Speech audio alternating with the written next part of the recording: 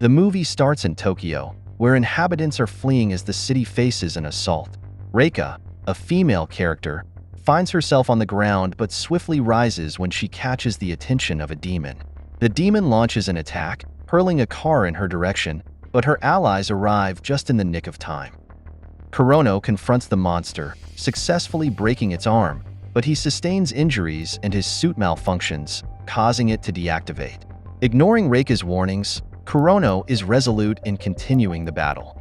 He charges towards the monster, dodging its attacks and firing his gun, but the monster seizes him by the head and hurls him to the ground.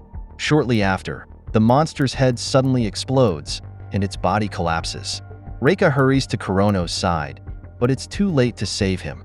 As she mourns his loss, she and her remaining comrades begin to emit a glowing light, indicating they are being transported elsewhere.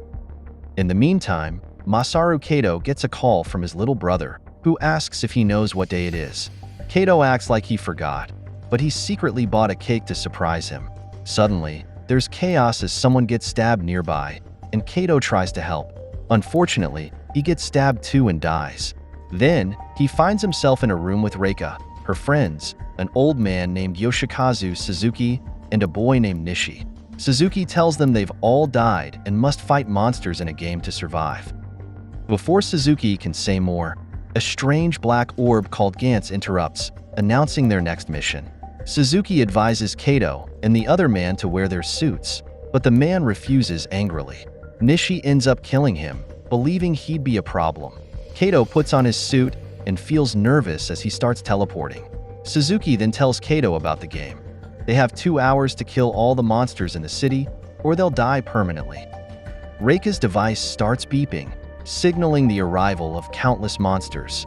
The Night of the 100 Ghosts begins, and a menacing big-headed ghost spots Kato, prompting everyone to flee as demons give chase. In the chaos, Reika and Suzuki are captured by the monsters.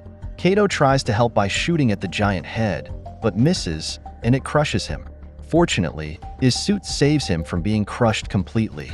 Suddenly, the head is shot from behind, and the Osaka squad, a larger and more equipped team, arrives to assist. The Osaka squad, armed with advanced weapons and vehicles, quickly takes down the approaching monsters. However, one of their members is gruesomely killed by a serpent monster with large clawed hands. A seasoned player in the Osaka squad uses a massive gun to crush the monster with intense gravitational force. Curious, Kato questions Suzuki about the advanced weapons and vehicles of the Osaka team.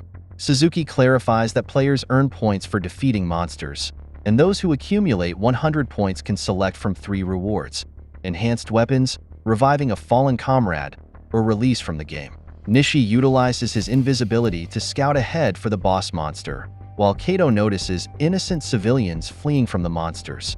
Despite Reika and Suzuki's warnings against unnecessary confrontation, Kato feels compelled to aid the civilians. They part ways, and Kato intervenes in an attack on a family. His suit grants him unexpected strength, allowing him to fend off the monster attacking them. Although the monster bites his leg, Kato retaliates by shooting it in the face, resulting in its demise. After freeing himself, he encounters Yamasaki, a member of the Osaka team. Confused by Kato's actions, Yamasaki perceives him as seeking attention.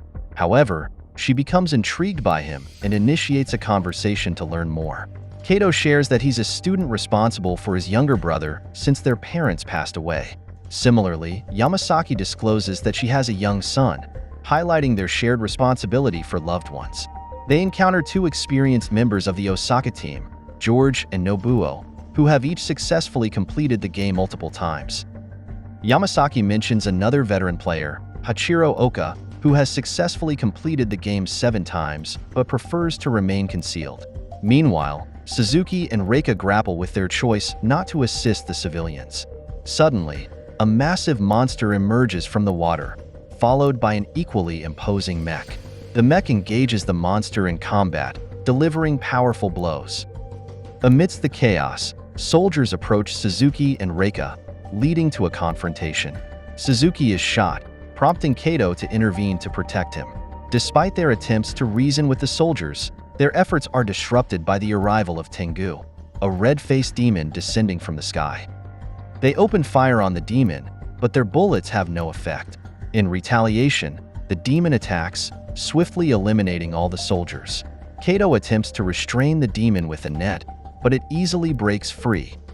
George and Nobuo arrive to join the fight, but they are astonished when their most potent weapon fails to defeat the demon. Despite Nobuo's relentless barrage of attacks, the demon proves resilient. Eventually, Nobuo's suit is compromised. However, in a final act of defiance, Nobuo manages to free his arm and slay the monster before succumbing to his injuries.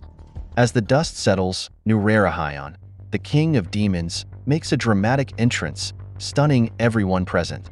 Recognizing Nurarihyon as the boss monster, George attempts to engage it in combat, but the demon splits into 4 entities before recombining into its original form. Witnessing Nurarihyon's transformation into a female form, George activates his battle armor's frenzy mode and charges forward to confront the demon.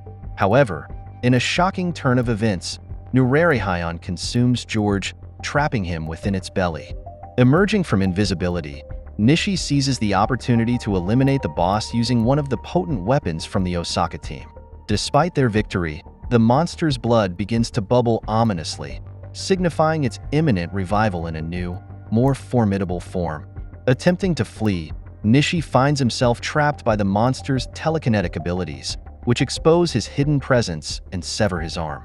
With no other option, the team plunges into the water. Meanwhile, as the mech is defeated and collapses, Hachiro Oka leaps onto the monster's head, equipped with a special suit.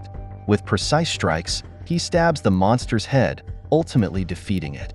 Approaching the final boss, Oka evades its attacks and systematically dismantles it using the blades on his arms. As the team approaches, they believe victory is imminent, but Oka warns them that the battle is far from over.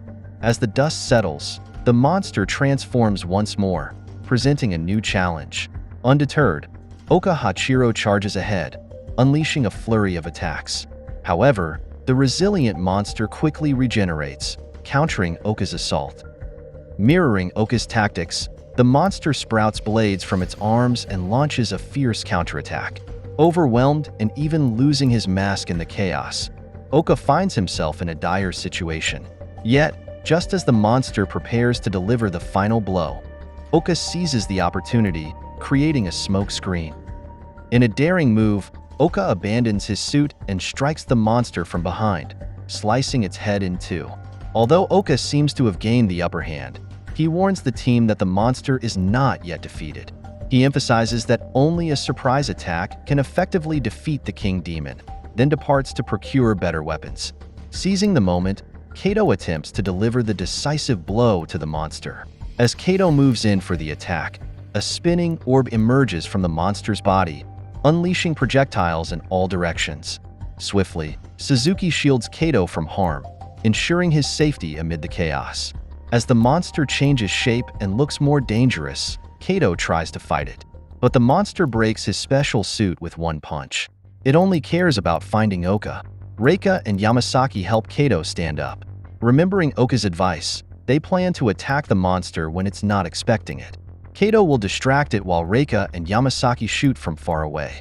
Yamasaki tells Kato she likes him and suggests they live together if they survive, with her son and Kato's brother.